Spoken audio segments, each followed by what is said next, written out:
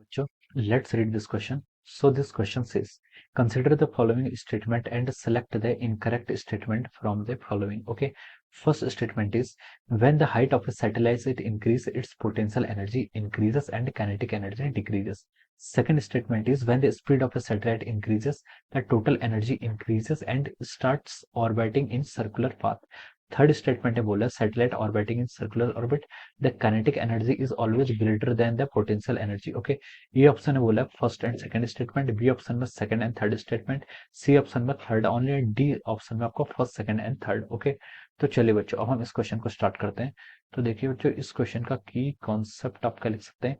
The key concept of this question आपको देखिए यहाँ पर आपको देखिए सैटेलाइट के मोशन के बारे में बताना है, सैटेलाइट के मोशन के बारे में बताना है और आपको बताना है कि काइनेटिक एनर्जी, पोटेंशियल एनर्जी और आपका टोटल एनर्जी पे क्या इफेक्ट पड़ रहा है। ओके, तो इस क्वेश्चन का कोई कॉन्सेप्ट आप मोशन ऑफ सैटेलाइट लिख लीजिए। क्या लिख लीजिए?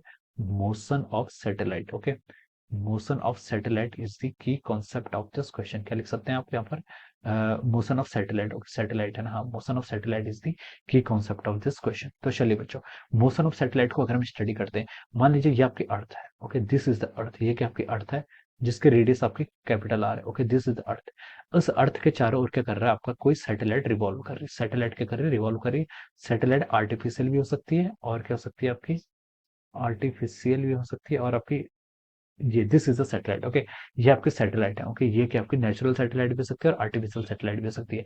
अब देखिए ये आपकी मान लीजिए हाइट एच है, दिस हाइट, सॉरी, ये टोटल डिस्टेंस को आप कैप स्मॉल आर मान लीजिए और यहाँ से एच हाइट पर ये है। ओके, इस हाइट को मैंने आर एच बोल दिया। ओके, तो देखिए सैटेलाइट आपकी यहाँ पर ऐसे क्या कर रही है? रिवॉल्व कर रही है अराउंड द अर्थ, अर्थ के चारों ओर। ओके, अब हमें यहाँ पर क्या क्या बताना है, देखिए सबसे पहले हम इसकी एनर्जी डिफाइन कर लेते हैं। ओके, तो देखिए अगर ये सैटेलाइट आपका रिवॉल्व कर रही है, सर्कुलर मोशन कर रही है अराउंड द अर्थ, तो हम बोल सकते हैं यहाँ पर जो इसकी ऑर्बिटल वेलोसिटी होगी, यहाँ पर देखिए इसकी जो ऑर्बिटल वेलोसिटी होगी, let me use a dark colour.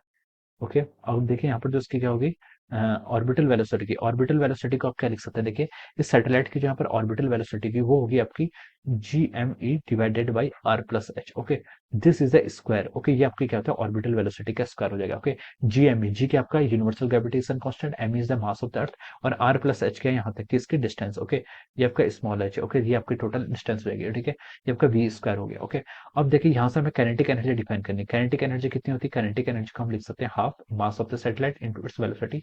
Velocity के लिए आप यहाँ पर ये टर्म पुट कर लीजिए, तो ये कितना हो जाएगा आपका? G M E into M divided by, okay, divided by ये हो जाएगा आपका, देखिए वी स्क्वायर को यहाँ पुट कर लेंगे तो हो जाएगा आपका 2 times R plus H. Okay, this is the value of the kinetic energy, ये क्या होगी? आपकी kinetic energy of the satellite हो जाएगी। ओके, अब देखिए, अब हम यहाँ पर से पोटेंशियल एनर्जी को डिफाइन करें तो पोटेंशियल एनर्जी क्या होती है? पोटेंशियल एनर्जी को हम डिफाइन कर सकते हैं minus G into mass of earth, mass of satellite divided by the distance. Distance कितनी है इनके बीच की? आपकी R plus H. Okay, this is the potential energy. ये पोटेंशियल एनर्जी के करस्पॉन्डिंग टर्म आ गई, ये आपकी काइनेटिक एनर्जी की करस्पॉन्डिंग टर्म आ गई। ओके, अब देखिए यहाँ पर से आपकी टोटल एनर्जी आएगी। टोटल एनर्जी किसके इक्वल होती है? टोटल एनर्जी आपकी kinetic energy plus potential energy के इक्वल हो जाएगी। ओके, इन दोनों को अगर हम ऐड करेंगे तो देखिए 1/2 से -1 करेंगे तो 1/2 से -1 करेंगे तो -1/2 हो जाएगा। तो हम इसको लिख सकते हैं जो आपकी टोटल एनर्जी आएगी माइनस जी एम ए, ये आपकी आर प्लस एच के इक्वल हो जाएगी। ओके, तो देखिए ये आपका माइनस साइन ये बता रहा है कि आपका स्टेबल सिस्टम है, यानी कि आपका बाउंडेड सिस्टम है। ओके, माइनस साइन आपका ये आपका 2 भी आएगा। ओके, माइनस साइन आपको ये बता रहा है कि आपका क्या है? बाउंडेड सिस्टम है, बाउंडेड सिस्टम है। ओके, तो चलिए अब हम यहाँ पर आपकी टोटल एनर्जी आएगी। अब हम स्टेटमेंट की तरफ मूव करते हैं। फर्स्ट स्टेटमेंट में बोला है कि when the height of the satellite is increase its potential energy increases and kinetic energy decreases. Okay, अगर हम हाइट को इंक्रीज करेंगे तो देखिए क्या क्या इफेक्ट आएगा। हाइट इंक्रीज करेंगे तो ये टर्म बढ़ेगी, आर प्लस एच वाली टर्म बढ़ेगी, 2 आर प्लस एच वाली टर्म बढ़ेगी। ओके, और ये पूरी टर्म क्या हो जाएगी? आपकी डिक्रीज हो जाएगी। ये पूरी टर्म डिक्रीज हो जाएगी तो हम बोल सकते हैं आपकी काइनेटिक एनर्जी क्या हो जाएगी? डिक्रीज। ओके, तो हम लिख सकते हैं एज आर इज इंक्रीजिंग, जैसा जब क्या हो रहा है आपका, देखिए जब हम रेडिय आर को इंक्रीज कर रहे हैं तो जो आपकी काइनेटिक एनर्जी है वो क्या हो रही है? इस पर तो आपकी वो तो आपकी क्या हो रही है?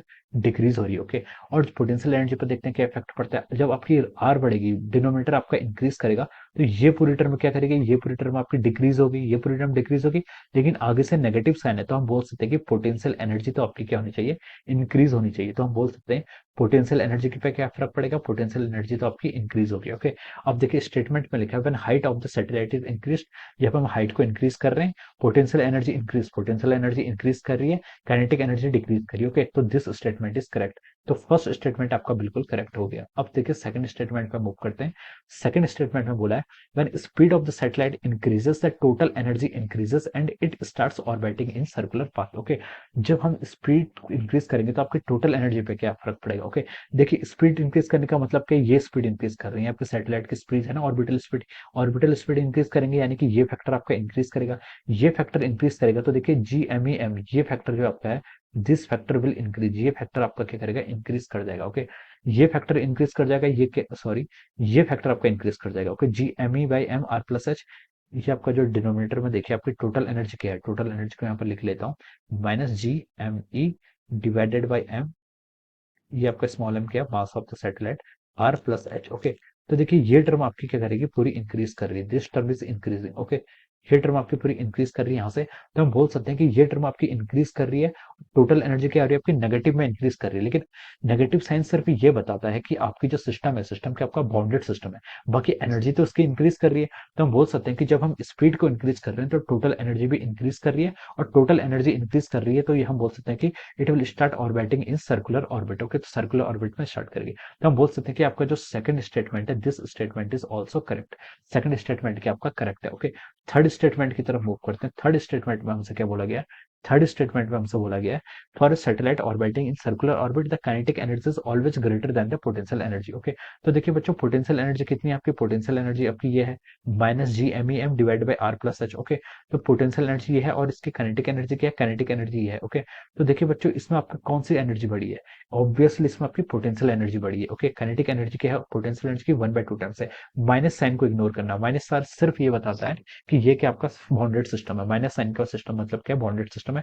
अदरवाइज हम बोल सकते हैं जो आपके यहाँ पर क्या काइनेटिक एनर्जी है वो क्या है आपकी 1/2 टाइम्स है किसकी, पोटेंशियल एनर्जी की। तो हम बोल सकते हैं कि पोटेंशियल एनर्जी ग्रेटर है, लेकिन स्टेटमेंट है बोला कि kinetic energy is always greater, तो हम बोल सकते हैं ये स्टेटमेंट रैंग हो जाएगा, potential energy will always be greater than the kinetic energy. तो थर्ड स्टेटमेंट क्या हो गया आपका यहाँ से इनकरेक्ट हो गया।